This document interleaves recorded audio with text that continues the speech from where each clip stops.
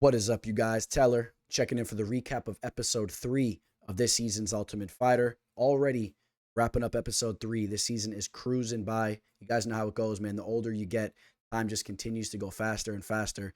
Seems like we were just anticipating the beginning of this season.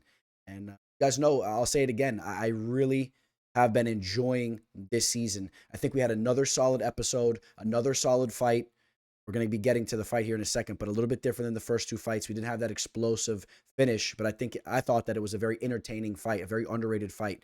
And I love the background going into the matchup. You got the former LFA champion versus the current LFA champion, if you will, there. And I was really anticipating this fight. We had Austin Hubbard taking on Aaron McKenzie. Austin Hubbard, of course, the veteran, recently cut by the UFC. Aaron McKenzie trying to make his way into the UFC. Austin Hubbard, a fighter that a lot of you guys are familiar with. I think that he's a fighter that very well could still be on the UFC roster. He's a very well-rounded fighter, as he showcased once again. He's had some big performances in the octagon. You take a look at some of the men that he's faced off against, and some of the men that he's defeated. Taking out Dakota Bush, Julian Lane, Max Roshkov, Kyle Propolek. Not a lot of big names, but also, being locked in the cage with guys like Mark Madsen, Joe Selecki, Vince Pichel, came up short in some of those fights. Davi Ramos as well, Eric Wisely, an underrated fighter.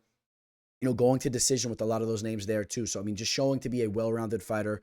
He checks off every box. Good striking, good grappling, great cardio.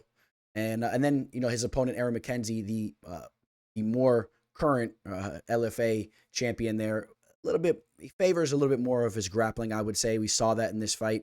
And, we've seen that from him as of recently. He's definitely had some success down on the mat.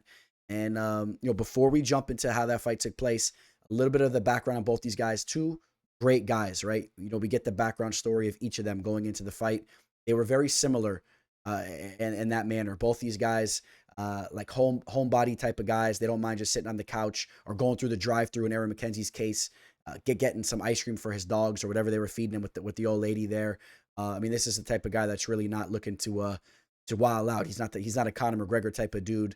And if I'm being honest, he's not a teller type of dude, but that's okay. For those of you guys that like that type of stuff, it was making me cringe a little bit. And I like him. I like Aaron McKenzie, but when I'm watching him go through the drive-through, feeding his little puppy food, sitting there smiling with the wife, and they're just, doing that whole thing. I kind of wanted to see his face get smashed in a little bit, in a good way. Not in a bad way. He's a good dude.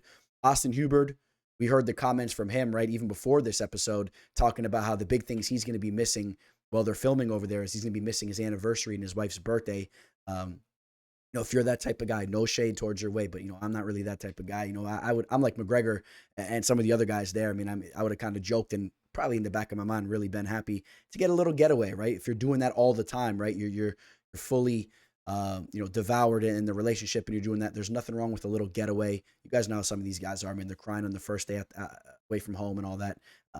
I don't relate to that as much, but again, Austin Hubbard, as tough as it gets once he gets in the octagon, but he's an absolute gentleman. And let's talk about the fight, right? Aaron McKenzie, they said the game plan was to use the grappling going into this fight, and we saw it. When the fight kicked off, he was definitely looking to close the distance. He was shooting takedowns, and Austin Hubbard had a lot of success stuffing those takedowns, and I think it really wore down the gas tank of Aaron McKenzie, and we saw Austin Hubbard take this fight over and start to land some big shots, right? He landed a big knee, landed some big shots with the hands, throwing heavy leg kicks, and he took this fight over, and he won rounds 1 and 2. No need to even go to a third round, right? So he takes this fight. And, now, we take a look at the lightweight bracket, and you got another victor from Team Chandler. Conor McGregor, of course, not having any success. He's a coach. This is the second time we've seen him coaching, right? He doesn't really seem to have a lot of success coaching on The Ultimate Fighter, but, going into the season when he took all the young bucks, on paper, I was favoring the veterans. I thought that the veterans looked much better on paper there. So no real shocker that Chandler's having that success, but also Chandler does seem to be a little bit more built for the coaching aspect of the game as well. He really puts himself in it a little bit more so than McGregor. We see McGregor not even showing up to the weigh-ins at times and this and that. So no shocker there. Once again, like I said, the veterans going through. Hopefully we don't see just the veterans all cruise through to the finals and we don't see any of these young bucks show up. And, Austin Hubbard now, I do believe Austin Hubbard will be taking on the winner. I guess depending on how it plays out, how many victors we get from each team. But I see in the bracket right now, we got Jason Knight and Landon Quinoa is set to take on Austin Hubbard. Depending on how that all plays out, I believe that Lee Hammond and Kurt Hollabaugh, the winner of that, will be taking on Roosevelt Roberts. So the lightweight bracket, very exciting right now. I'm very excited to see how that plays out. You guys know I said that I want to see Roosevelt Roberts versus Landon Quinoa. I like that little beef that we saw in episode 2. I want to see them facing off in the finale. So hopefully that plays out like that.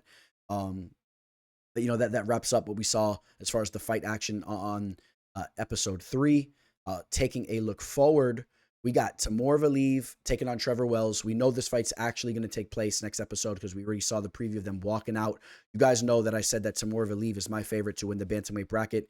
Just pushes the pace like very few men. Great grappling, great volume on the feet. Can get a little reckless at times. We've seen him finished in the octagon before when he could have cruised his way into a decision. He just continued to push the pace and eventually was knocked out by Trevin Jones there. Followed that up with victories over Martin Day and Ione Barcelos, and then lost to Jack Shore, a talented grappler in his own right, and was let go by the UFC. So a little surprising there. I think Timur Valiev is going to be a big test for Trevor Wells.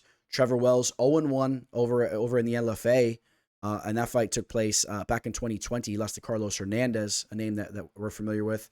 Since that loss, he is 5-1 with his only loss to Chris Ocon. And then as of recently, victories over David Duran, a split decision over at Uriah Faber's combat. Henrik Wasmer knocked him out in the first round back in August of last year.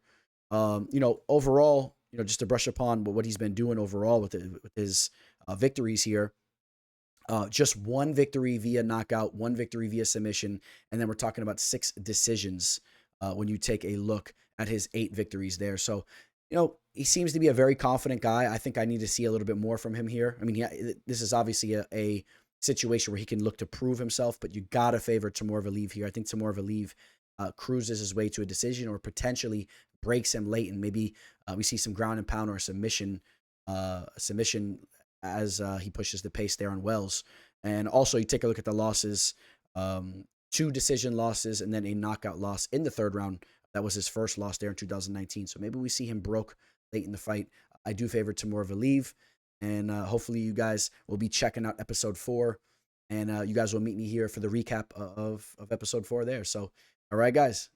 Plenty more to come here at the channel. Make sure you guys are subscribed and follow me on all my social media. That's all scrolling below. Much love to you guys. Hopefully you guys all are having a great week. Signing out. Taylor. Welcome to the show. This is the MMA fortune teller. Yeah.